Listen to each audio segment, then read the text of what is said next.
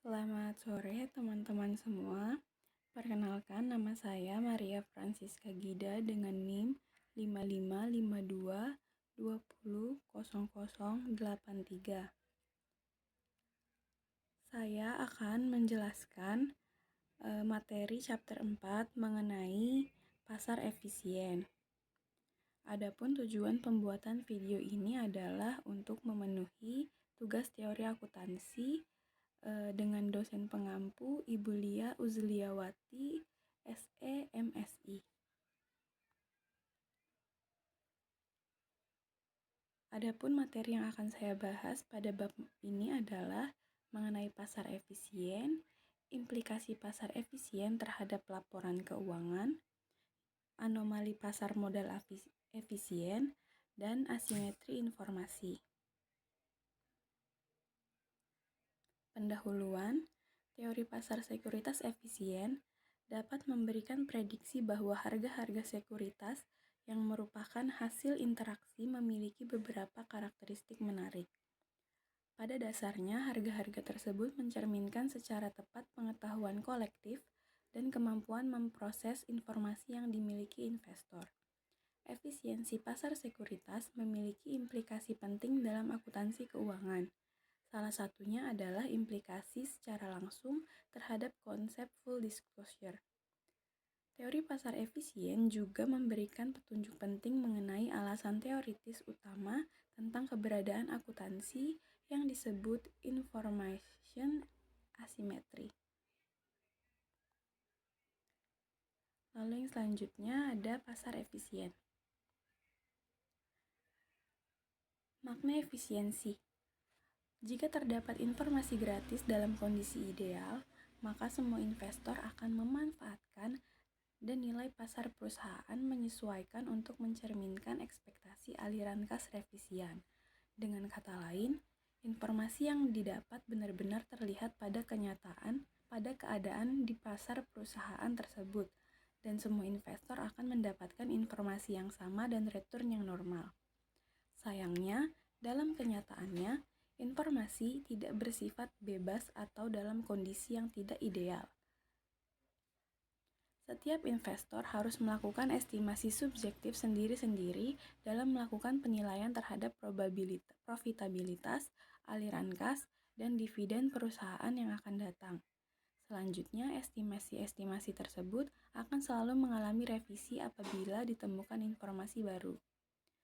Suatu pasar sekuritas efisien adalah apabila harga-harga sekuritas yang diperdagangkan di dalam pasar pada setiap waktu benar-benar mencerminkan semua informasi yang terpublikasi mengenai sekuritas tersebut. Bagaimana harga pasar mencerminkan semua informasi yang tersedia? Berjalannya proses tersebut tidak begitu jelas atau tidak transparan.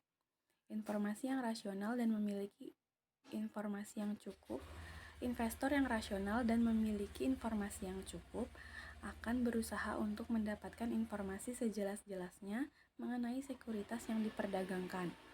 Namun, tidak ada jaminan bahwa individu tersebut akan dengan tepat menginterpretasi informasi tersebut. Suatu model mengenai teori pengambilan keputusan akan memberikan suatu cara untuk memproses informasi, tetapi tidak ada jaminan bahwa pemrosesannya akan berjalan dengan benar. Sebagai akibatnya, untuk investor yang berbeda akan bereaksi dengan cara yang berbeda terhadap informasi yang sama, meskipun mereka semua menerima informasi secara rasional. Hal tersebut dimungkinkan terjadi karena setiap individu memiliki keyakinan dasar awal yang berbeda. Anomali pasar modal efisien. Teori efisiensi pasar modal menyatakan bahwa harga sekuritas akan bereaksi cepat terhadap informasi baru. Konsekuensinya, apabila harga tidak bereaksi cepat terhadap informasi baru tetapi membutuhkan waktu lama, maka keuntungan abnormal dapat terjadi. Dalam hal ini, investor tidak berperilaku sesuai dengan teori pasar efisiensi modal. Investor yang tidak berperilaku sesuai dengan teori efisiensi pasar modal disebut anomali pasar modal efisien. Implikasi pasar efisien terhadap laporan keuangan. Implikasi pasar menurut Beaver ada 3. Yang pertama, perubahan dari suatu metode akuntansi ke metode akuntansi yang lain, di mana manajer tidak seharusnya perlu direpotkan dengan kebijakan akuntansi mana yang akan digunakan, kecuali kebijakan akuntansi tersebut memiliki pengaruh langsung terhadap arus kas. Banyak alternatif kebijakan akuntansi yang diperdebatkan yang sebenarnya sepanjang tidak memiliki efek terhadap aliran kas, kebijakan akuntansi tersebut dan cara perubahan ke metode yang lain diungkap dan info yang memadai diungkap, maka harga saham tidak akan berubah. Konsekuensinya, pelaporan keuangan harus berisi penjelasan tentang kebijakan akuntansi yang digunakan. Yang kedua, efisiensi securities market berjalan bersamaan dengan pengungkapan penuh. Perusahaan harus mengungkapkan informasi sebanyak mungkin. Jika manajemen memiliki info relevan dan bisa digunakan dengan segera,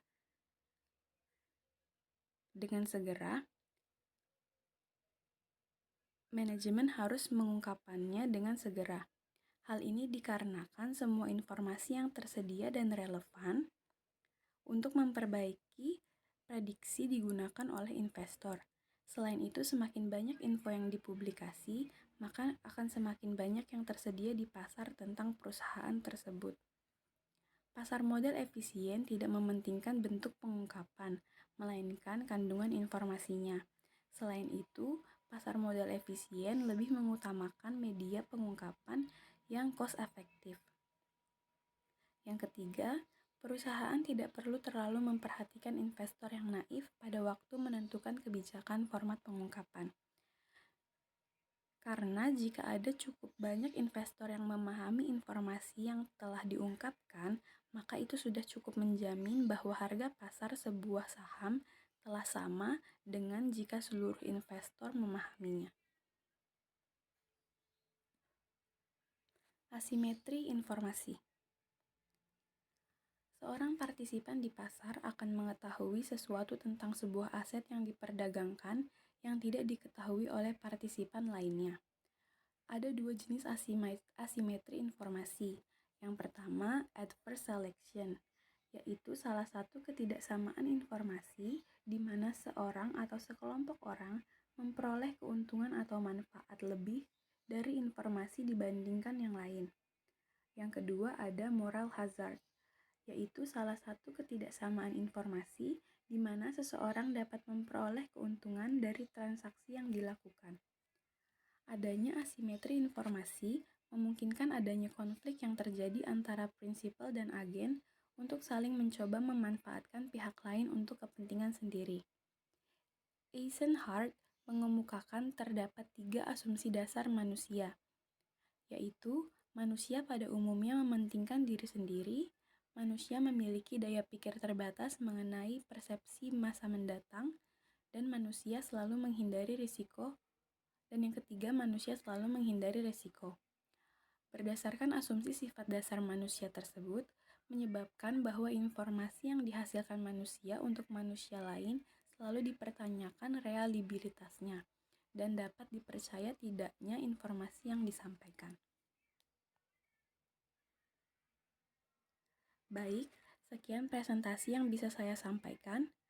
Semoga materi ini bisa bermanfaat bagi kita semua. Sekian dari saya, terima kasih.